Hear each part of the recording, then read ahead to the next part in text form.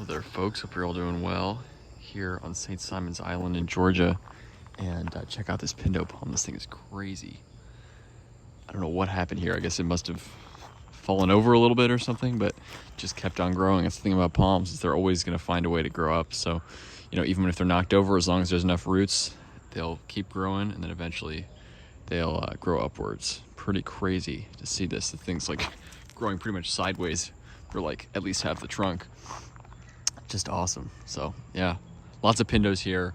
The further south you go, once you get into Florida, which is just probably like 45 minutes from here, the state line, and then once you go further south in Florida, you see them less and less because they do like a cool period. They're from a cooler, higher elevation climate.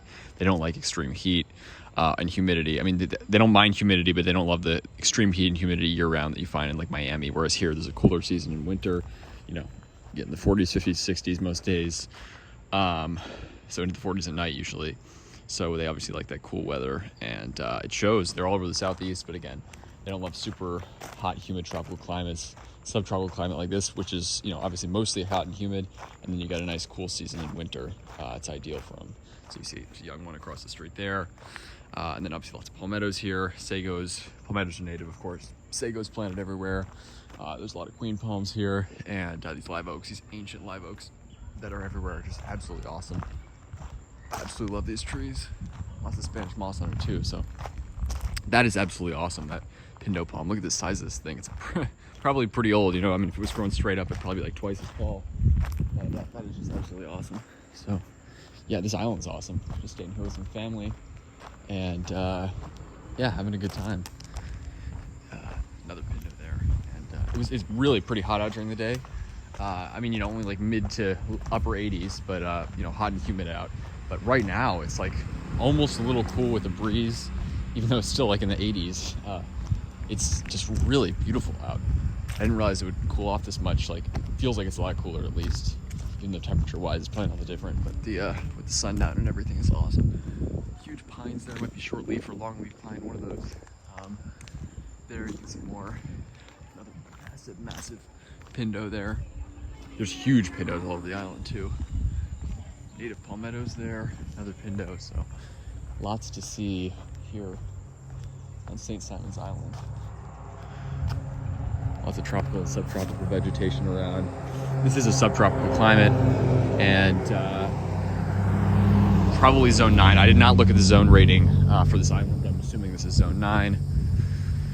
And again, lots of queen palms here, so they seem very reliably hardy here. And you'll see them pretty much up to Hilton Head Island, southern South Carolina. Few in Charleston, the Urban Heat Island downtown there, but basically southern South Carolina, with Charleston being sort of the extreme limit for them, and obviously all over the Georgia coast. So queen palms are sort of an indicator, usually of a zone 9 climate on the East Coast at least, which is obviously very different than the West Coast, climate-wise. Zone 9 here is very different versus West Coast zone 9. So look at this juniper, by the way. These things can be super ugly, and people think of them as really ugly and weedy, which they are. They're like almost invasive native species, which is not common, but they are native here. They're native to the DC area. They're native all over the eastern US. And look at this one. I mean, that's just gorgeous. So usually you'll see young ones sprouting up on the side of the highway or something. Look at this live oak, by the way. Absolutely amazing. Full canopy over the street there. It's really like a jungle in here. It's awesome. But these junipers, you'll see young ones all over like the side of the highway, or like in taking over like abandoned cropland or something like that. They're all over farms and stuff, and the young ones again do look kind of ratty and weedy, but they are native, and they again, when they're really old, like these twisted trunks, they're really beautiful. So I always appreciate them, especially old ones. Yeah, look at these live oaks here. I wonder how many of these were here before the houses were built. Most of these houses don't look older than like the 50s or something, and these live oaks are obviously much older than that. So just absolutely awesome. Here's a Livistona for you guys. Australis, maybe, chances. I don't know exactly. Looks like Australis, maybe. Just low.